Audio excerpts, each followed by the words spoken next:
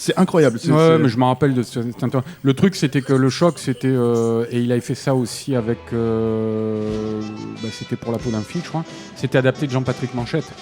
Le choc, d'ailleurs, c'était la position du tueur couché, qui a fait l'objet d'un remake récemment de Pierre Morel avec Sean Penn, tu vois. C'est quand même une époque. Gunman. Ouais, Gunman, ouais, c'était le nom du Sean Penn. Mais c'était à cette époque-là, en fait, Delon, on voyait qu'il allait chercher en plus des auteurs comme Manchette. Le scénariste de Parole de flic. C'est Seth Bon. Ouais, alors c'est Seth Bon, mais en fait, Seth Bon, il a livré un scénario qui n'a pas satisfait, quoi. Seth Bon qui est devenu un réalisateur. Parce qu'il n'y avait pas assez de scènes où... Seth Bon qui était un pas mauvais scénariste, tu vois, mais qui a un jour, il faudra qu'on fasse Cross qu'il a réalisé avec Michel Sardou. Ouais, ça, mon gars, ça, faire, Michel Sardou et Roland Giraud. Qui parle en cantonais. Ouais. En mandarin ou en cantonais, je sais plus. On le note, mais on le retient, il faudra le faire. Mais donc, Seth Bon, il a livré ce scénario qui n'a pas été jugé satisfaisant par Alain Delon. Sardouille en flic. Et il a appelé dessus Frédéric H. Fajardi, qui était lui aussi un auteur de polar de gauche, comme Manchette. Et auquel Delon avait déjà fait. Putain, c'est trop un film de gauche, la Parole de flic. Il essayait de faire d'autres choses, tu vois, quoi, à cette époque-là, quoi. Oui. Et franchement, il y a des films dans les années la fin des années 70, début des années 80. Moi, je trouve ces deux réalisations, surtout pour La peau d'un flic, j'ai dit, sont vraiment, c'est pas du tout honteux. C'est des films encore visibles. Étrangement, on sait pas pourquoi on les a pas choisis quand on parle de Parole de flic. D'abord. Ouais, parce que voilà, bon.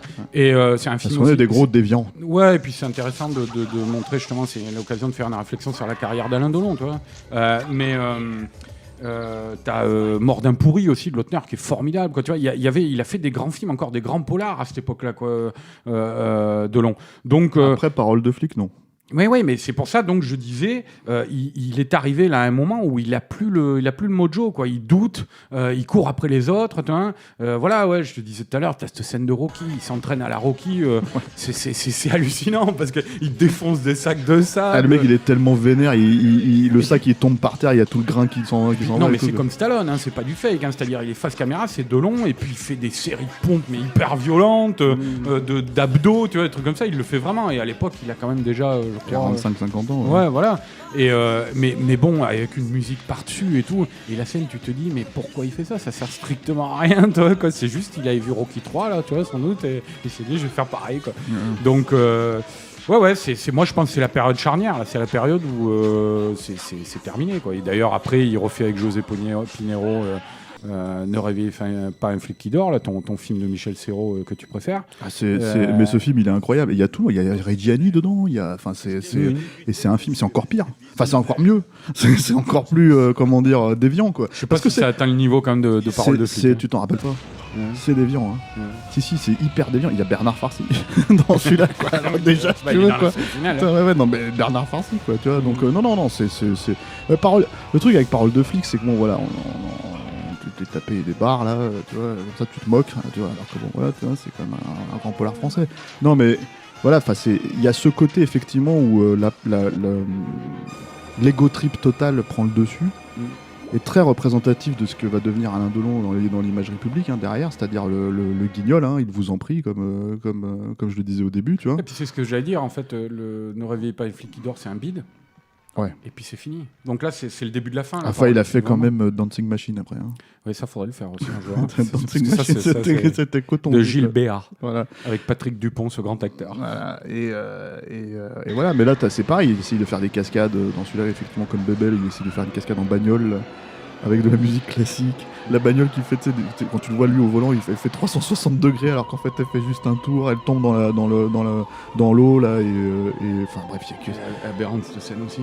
Voilà, et pour terminer, parce que il y a Stéphane Ferrara, il faut faire comme le noter, celui qui joue le chef des méchants là, Abel Salem. Salem il s'appelle, qui était un ancien boxeur et qu'on a vu beaucoup dans des films de cette époque-là, qui a continué à tourner même jusqu'à notre époque, de second rôle, je crois qu'il jouait dans La Mentale ou des trucs comme ça, et qui joue, mais alors les scènes où il s'adresse à Jacques Perrin, là, mais enfin Jacques Perrin non plus, il est pas très bon. Ah ouais, non, mais la diction, le truc comme ça, mais je pense que ces gens-là, ils ont... Je me demande même s'ils ont fait vraiment de réels efforts en se disant bon bah c'est un truc à la gloire d'Alain Delon, encaissons le chèque et puis barrons-nous, quoi. Ouais, enfin ça se voit au final. Ah ouais, non, parce que le niveau des acteurs, il y a Vincent Lindon aussi. Vincent Lindon un peu en mode faucon. j'ai envie de dire, qui était pas totalement le Vincent Lindon qu'on connaît aujourd'hui, qui est plutôt un bon acteur, hein, vraiment, hein, moi je trouve aussi. Ah là, il était jeune. Ouais, là il était jeune, donc il était un peu pas très frais, quoi, il était pas fini. Et en fait, effectivement, il est un peu... je crois que c'est lui qui se fait à un moment donné prendre en otage, non par Delon. Donc dans une belle scène ridicule aussi, quoi. Il y a quand même, moi j'aimerais parler de la scène de la Sainte Grenade. Allez, oui, c'est super, dans la boîte de nuit. Là. Voilà, donc c'est une belle scène à l'Alain Delon encore, hein, c'est-à-dire où en fait le mec il vide un DJ, un des mecs j'appelle ça le French. Ils pistent les mecs du gang, le gang, le French Clan Clan, quoi.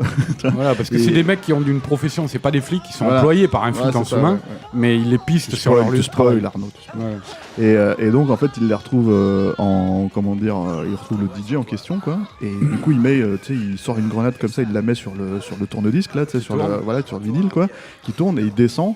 Le truc explose, t'as tous les gens qui étaient en train de danser qui font ouais super et tout comme ça, et puis t'as Alain Delon qui est là en train de faire faut le voir, quoi. C'est un plan contre-plongée comme ça où il est devant la caméra et il fait une espèce de grimace de contentement, tu vois, assez genre nickel, quoi. Voilà, super Alain Delon, quoi, tu vois.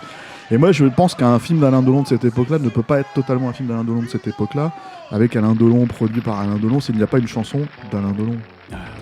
Quelle chanson. Et donc cette chanson I Don't Know. Qui est un duo, voilà, avec comment elle s'appelait, Shirley Gladys, quelque chose, je sais plus. La pauvre. Voilà. Ou Phyllis, quelque chose. Voilà. C'est parce qu'Alain prend toute la place, quoi. On va la passer, je pense qu'Alain Mercier, j'allais dire Alain Delon. Alain Delon a la technique parce que ce podcast a été aussi produit, réalisé, tourné par Alain Delon. Nous sommes nous-mêmes Alain Delon, puisqu'on parle au micro, quoi. Alain Mercier à la technique nous mettra un petit morceau de cette chanson absolument fabuleuse où Alain chante en anglais, puisque c'est lui qui dit le fameux I don't know. Avec un bel accent français.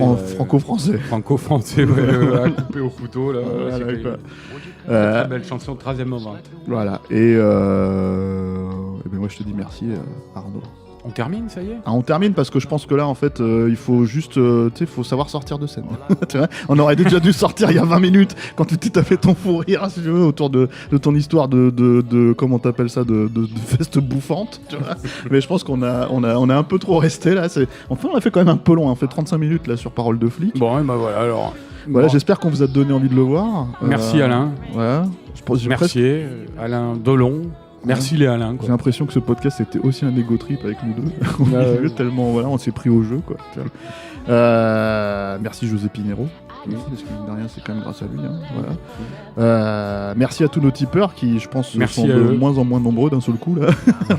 Donc, si vous voulez revenir mettre une pièce quand même malgré tout. La semaine prochaine, on parle de Citizen Kane. Voilà, Citizen Kane du film d'action, on va le trouver. Je sais pas lequel ça sera, mais voilà. Pour nous soutenir, une adresse. Tipeee.com, mot-clé 3E Alain Delon, non pardon, Capture Mag, voilà, et vous pouvez nous suivre sur nos plateformes habituelles, pas nos plateformes, qu'est-ce que je dis, putain les mecs ils se prennent vraiment pour le Alain Delon podcast, quoi, sur les plateformes habituelles pour nous écouter, c'est-à-dire Google Podcast, Apple Podcast, Spotify, Deezer, enfin choisissez votre drogue, et moi je vous dis à la semaine prochaine. Au revoir. Does he get a sign from the heavens above?